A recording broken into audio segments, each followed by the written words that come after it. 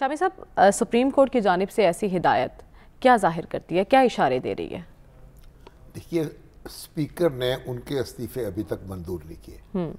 इसके खिलाफ वो गए हैं सुप्रीम कोर्ट में।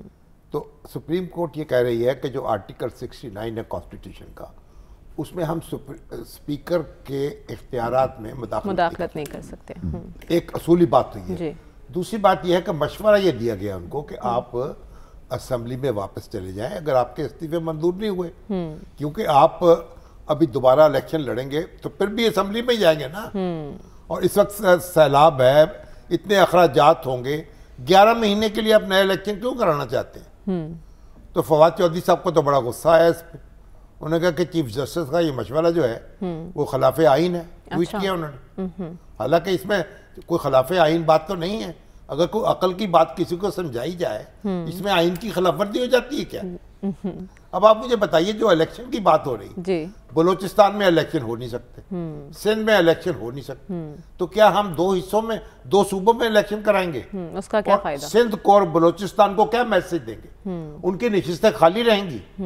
उनको ये मैसेज आएगा, हमें तुम्हारी कोई परवाह नहीं है, हम तुम्हारे बगैर भी अपना काम चला सकते हैं। Exactly. उनके वोट के बगैर हम वजीर आजम चुन लेंगे, काबीना बना लेंगे।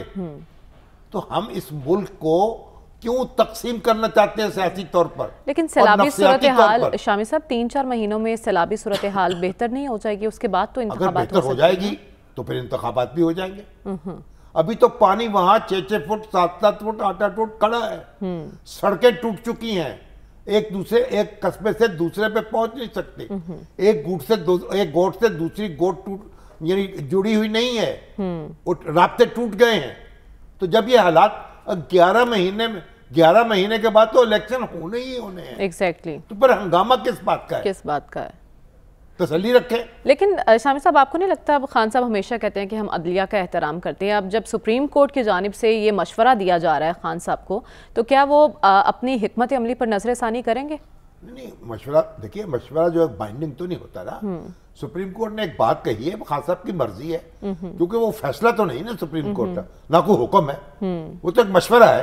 अच्छा, तो अगर खान साहब उसको नहीं मुनासिब समझते वापसी को, तो उनकी मर्जी न जाए, लेकिन फिर उनका मामला लटका रहेगा। स्पीकर जाने और वो जाने। तो मामला हल करवाने की कोशिश नहीं हुई थी गुज़िश्ता दिनों? आपने भी कोई किरदार अदा किया था बीच में? मामला क्या, हम तो आरज़ू करते हैं ना, और दुआ करते हैं। कुछ मुलाकातें हुई हैं, लेकिन नतीजा वो नहीं निकला जो खान साहब चाहते थे। अच्छा, वजह इसकी वजह क्या बनी? वजह इसलिए कि वो चांद मांग रहे हैं ना। अच्छा, तो चांद नहीं दिया जा सकता उनको, वो छोटा मोटा सैयारा मांग ले तो अच्छी बात है। अच्छा। और देखिए, जो आर्मी चीफ का मामला है ना, इसमें इतना हंगामा क्यों उठा रहे हैं? हर जगह तकसीम, हर अदारे पर सवाल उठा रहे हैं। इलेक्शन कमीशन उनको पसंद नहीं है, अदालतें उनको पसंद नहीं है, एक साथ कई महाजों पर क्यों अपनी एनर्जी जाया कर रहे हैं?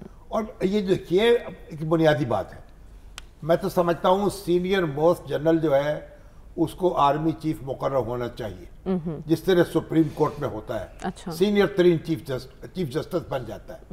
ये सुप्रीम कोर्ट में पहले नहीं होता था, बाद में हुआ। अब अगर हम कर लें तो ये झगड़ा खत्म हो जाएगा, पिक एंड चूज की बात ही नहीं है। ठीक, मामला खत्म कर दें। शहबाज शरीफ साहब में ये काम करना चाहिए, और इमरान खान साहब तो इसकी हमायत करते हैं। हमारे साथ उनकी मुलाकात हुई, उन्होंने कहा मैं समझता हूं कि सीनियर मोस्ट को यानी मुकर्रर करना चाहिए। इससे अच्छी बात क्या हो सकती है? झगड़ा ही खत्म हो जाए। झगड़ा खत्म हो जाए। ठीक है, तो मामलात को खत्म करने की जानिब बढ़ना चाहिए, मामलात को हल करने की जानिब बढ़ना चाहिए ना। ठीक है, अगर खान साहब कोई अच्छी बात कर रहे हैं, उनकी बात भी सुने।